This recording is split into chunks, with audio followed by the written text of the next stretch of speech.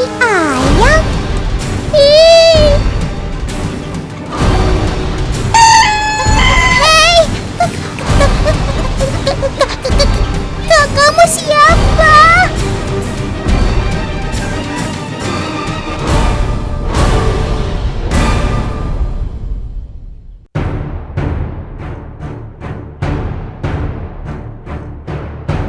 Oh iya, Otan baru ingat. Kalau di Indonesia, julukanmu si kaki ayam gajah kan?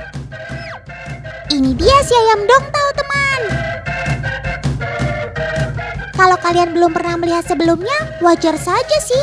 Sebab ia berasal dari negeri tetangga, yaitu Vietnam. Ia adalah unggas endemik langka di sana. Karena bentuk kaki yang tidak biasa ini, ia dijuluki si ayam kaki naga. Tenang sob, dia ini baik kok. Kalau kata pepatah sih, tak kenal maka tak sayang. Makanya kita harus kenalan dulu biar jadi sayang.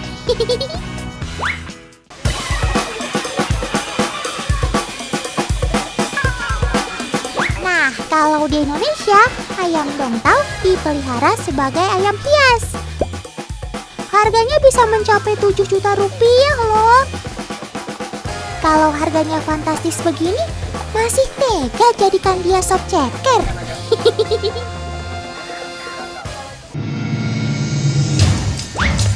Ngomong-ngomong, sudah ada agen Otan kali ini yang akan mengukur diameter kaki ayam kampung dengan alat ukur jangka sorong. Ya, hasilnya adalah 1 cm. Sekarang saatnya ukur diameter kaki ayam dongtao. Yang akurat ya, Kak.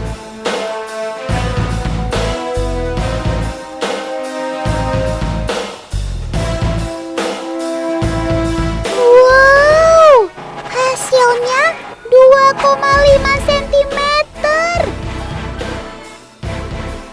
Terlihat jelas ya teman-teman, kaki ayam dongtao ini 2 kali lebih besar dari ayam kampung. Teman, sekarang waktunya membahas sobat keren yang satu ini. Hajime Mashite, gimana teman? Otan udah jago belum bahasa Jepangnya? Soalnya, Otan mau kenalan sama ayam dari Jepang ini nih. Namanya Onagadori, atau dikenal dengan ayam hias ekor panjang. Di negeri Sakura Jepang, Onagadori jadi harta karun paling berharga loh, karena statusnya yang hampir punah. Tapi di Indonesia sendiri sudah banyak dikembangbiakan untuk dipelihara orang banyak. Teman, keunikan ekornya ini sesuai dengan nama si ayam.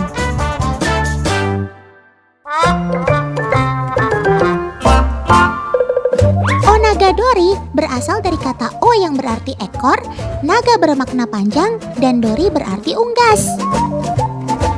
Selain ekor panjangnya yang bisa menjuntai hingga 10 meter, Onagadori juga punya hobi unik nih teman. Pasti kalian udah sadar dong dari tadi. Yaps, Onagadori gemar bertengger seperti burung teman.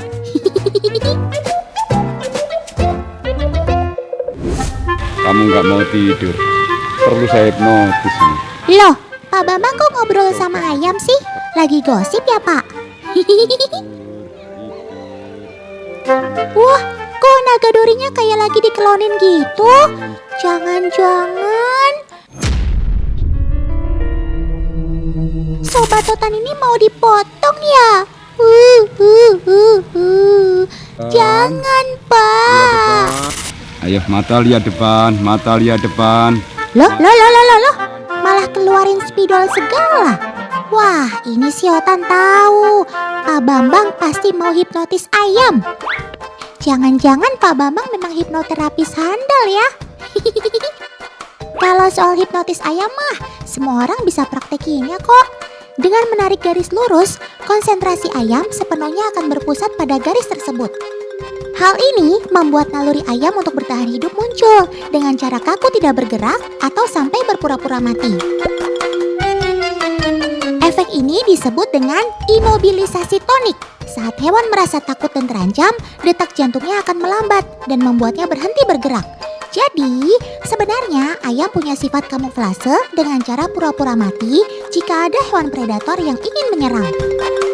Wah, Otan pikir kamu sering nonton acara sulap, Sob.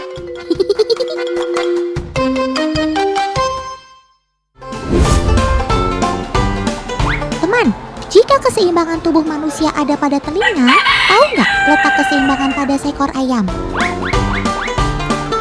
Ya, betul. Wah, teman-teman Otan semuanya pinter. Benar, keseimbangan ayam terletak di kepalanya. Ia termasuk hewan yang memiliki keseimbangan kepala yang sangat hebat.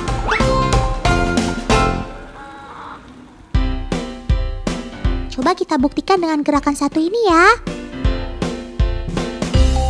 Jika badan ayam digoyangkan perlahan seperti ini, maka kepala ayam akan diam pada satu titik yang sama untuk menjaga keseimbangan tubuhnya.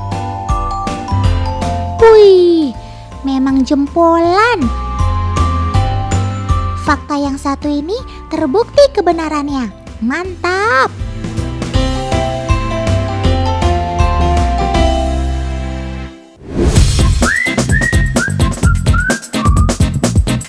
Kali ini Otan mau bahas yang sedikit berbeda dari biasanya. Kura-kura apa hayo? Kira-kira apa hayo? Teman di rumah tahu kan, sobat-sobat Otan itu ada yang punya ekor. Nah, coba deh kalian sebutin satu persatu hewan apa aja yang punya ekor. Iya, betul. Ada yang tahu nggak fungsinya ekor pada masing-masing sobat Otan? Oke deh, daripada teman-teman bingung, biar Otan jelasin lagi ya.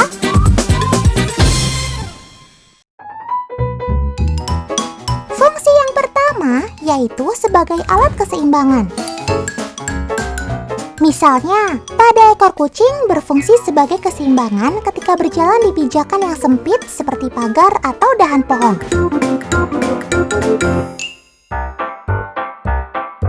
Fungsi yang kedua ialah sebagai alat komunikasi. Misalnya saja anjing, ia akan menggoyang-goyangkan ekornya dengan semangat ketika ia merasa gembira. Begitu pula dari pergerakannya. Anjing yang merasa senang akan menggoyang-goyangkan ekornya dengan cepat. Namun, jika ia sedang merasa tidak nyaman, ia akan menggerakkan ekornya perlahan dan ragu-ragu.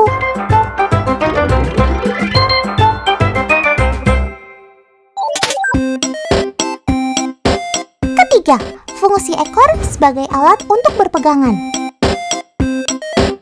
Bagi primata, khususnya monyet, ekor digunakan untuk menahan dan memegang objek. Karena ekornya yang lentur namun kuat, ekor tersebut sering dimanfaatkan untuk bergelantungan di dahan pohon. Selain monyet, hewan terenggiling dan kuskus juga menggunakan ekornya untuk berpegangan loh teman. Bahkan, ekor mereka sanggup menahan beban berat tubuh mereka. Cakep!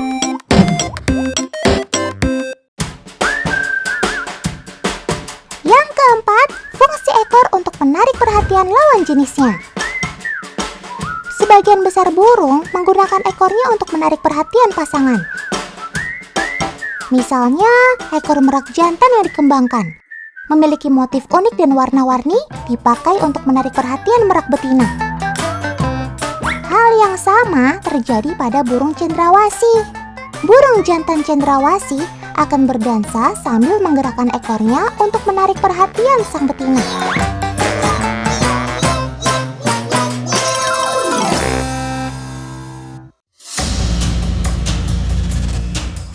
Kelima ekor pada hewan yaitu sebagai alat pertahanan diri. Pada kadal dan cicak misalnya, kadal dan cicak dikenal mampu memutuskan ekornya jika dalam kondisi terancam. Hal ini mereka gunakan sebagai cara untuk mempertahankan diri. Kemampuan untuk melepaskan dan menumbuhkan kembali ekor dipakai sebagai mekanisme pertahanan diri untuk lolos dari predator. Kemampuan ini disebut sebagai autotomi, di mana hewan memutuskan atau melepaskan bagian tubuhnya sebagai cara untuk mempertahankan diri. Namun, autotomi bagi kadal membawa konsekuensi bagi hidup mereka. Kadal tanpa ekor tidak bisa berlari kencang dan dianggap kurang menarik di mata lawan jenis. Akibatnya, mereka akan sulit mendapat pasangan dan lebih rentan dimangsa. Hal yang serupa juga sama pada ekor iguana dan kadal caiman. Bedanya, mereka tidak akan memutuskan ekornya sebagai pertahanan diri. Justru mereka akan mempertahankan dirinya dari ancaman musuh dengan mengebaskan ekornya. Hal ini dilakukan agar musuh menjadi takut.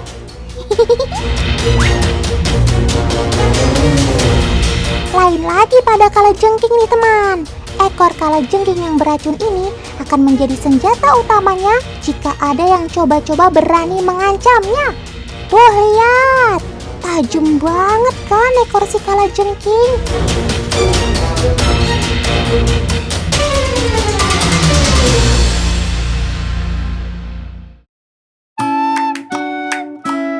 Oh iya, selain itu, fungsi ekor bagi beberapa hewan adalah sebagai tempat penyimpanan cadangan makanan yang sangat penting.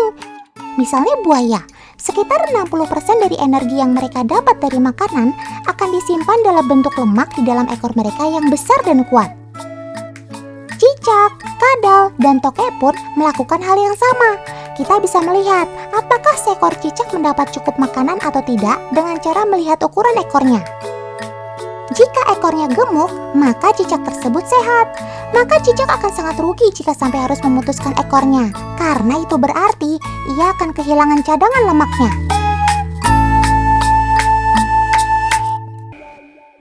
Hayo, lagi liatin apa? Pakai ngumpet segala. Wah, ternyata si chameleon sedang membidik. Hop! Buset! Otan belum selesai ngomong langsung dilahap aja, sob. Cepet banget ya tangkapan lidahnya. Kita ulang sekali lagi deh. Wih, ternyata panjang banget lidah kamu, sob. Teman, panjang lidah sobat Otan ini bisa mencapai 2 kali panjang tubuhnya loh. Ujung lidahnya juga memiliki perekat untuk memudahkan ia menangkap mangsa. Soal kecepatan, lidah sobat Otan ini gak usah diragukan lagi. 5 kali lebih cepat dari jet tempur. Luar biasa.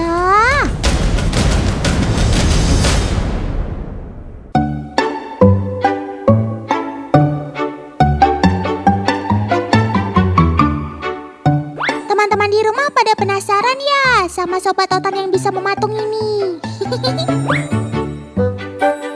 Dia adalah chameleon, salah satu jenis reptil yang masih satu ordo dengan bunglon. Nah, sobat Otan yang satu ini termasuk jenis field. Kok Otan bisa tahu? Iya dong, soalnya chameleon yang ini punya semacam tudung yang melancip ke atas di bagian kepala. Oh iya, buat pejantan seperti ini, tudung berfungsi untuk memikat si betina. Semacam obat ganteng gitu, teman. Wih, corak warna pada tubuhnya bagus banget ya, teman. Gagah banget kamu, sob. Kak Amel mau uji coba fokus chameleon jika dihadapkan dengan pantulan mangsanya di depan cermin. Ayo Kak Amel, taruh jangkriknya di depan cermin.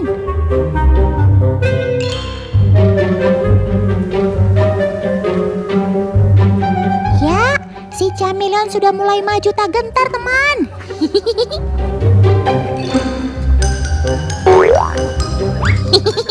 Meleset, saudara-saudara.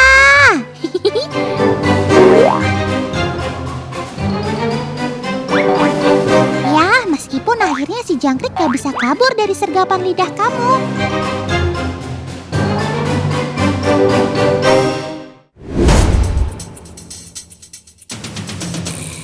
Nah, teman, sekarang Otan kenalin sobat kece ini. Ada sobat Otan si Green Tea Piton tuh. Hai sob, kamu mau kemana sih? Buru-buru banget. Walaupun hidup di dahan atau ranting pohon, bukan berarti sobat Otan ini aman dari bahaya, teman. Tuh kan, baru saja Otan bilang, Sudah ada Toke yang mencegat perjalanan si ular. Sepertinya si Toke sudah siap menyerang deh. Dia sampai membuka mulutnya dan siap menggigit. Ih, serem. Sob, mending kamu putar balik deh. Di sini bahaya. Tidak. Ayo cepat lari, Sob, sebelum terkena gigitan si Toke.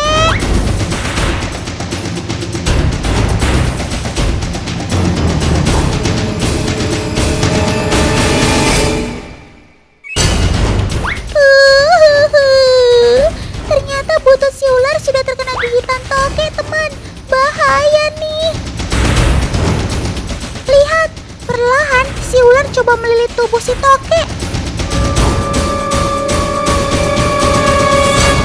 Melilit musuh merupakan salah satu bentuk pertahanan si Green Tree Python ini.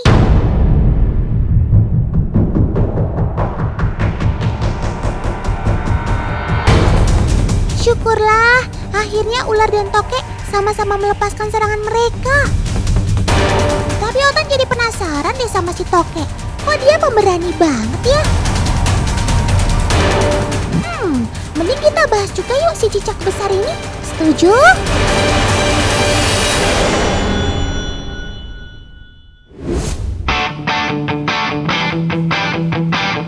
Siapa yang di rumahnya suka ada Toke, hayo? Atau bahkan kalian malah memelihara sobat Otan ini? Toke adalah sebutan umum untuk cicak besar, teman. Hal ini karena si Toke sering mengeluarkan suara toke. Cicak besar ini kerap ditemui di pohon dan terkadang di rumah-rumah. Makanan kesukaan sobat Otan ini adalah serangga. Teman, mereka aktif berburu pada malam hari. Pada umumnya, Toke berwarna kebiruan atau hijau dengan totol-totol putih dan merah. Si Toke emang udah terkenal banget nih kalau soal nempel-menempel. Udah kayak Spider-Man aja. Sobat Otan ini memiliki jari kaki yang besar disertai cakar yang melengkung ke belakang. Setiap kakinya memiliki bentuk seperti bantalan penghisap atau disebut scanner. Bantalan tersebut memungkinkan Toke untuk bisa menempel pada media apapun. Lihat saja nih teman, si Toke tampak tenang ketika menempel di permukaan kaca dengan kemiringan 90 derajat. Nah, sekarang kita tambah tingkat kesulitannya yuk. Kak Dinda dan Alfi mau memberikan baby oil pada permukaan kaca.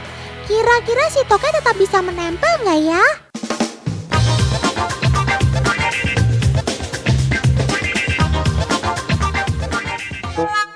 Waduh, kok kamu malah merosot sih, Sob?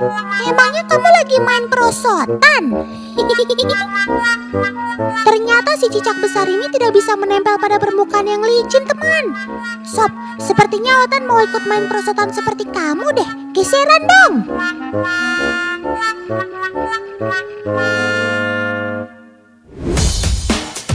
Selain ahli dalam nempel-menempel, Toke juga memiliki kekuatan pada rahangnya, teman.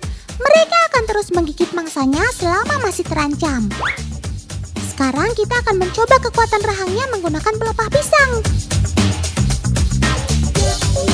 Lihat teman, sobat Otan ini langsung menggigit dan mengunci si pelepah pisang. Sekarang coba kita ganggu si Toke yuk. Siapa tahu dia mau melepaskan gigitannya.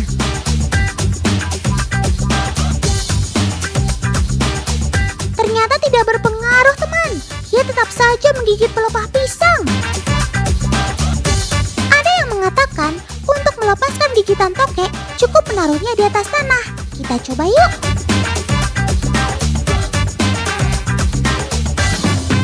Cara ini ternyata juga nggak ampuh nih teman. Duh Sob, kamu maunya apa sih?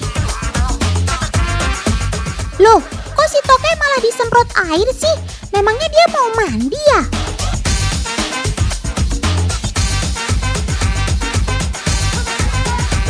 Apa? Caranya semudah itu? Ya ampun. Ternyata sobat Otan ini sangat tidak suka terhadap air teman. Pantas saja kamu langsung lepas gigitannya saat terkena air Sob. Ternyata.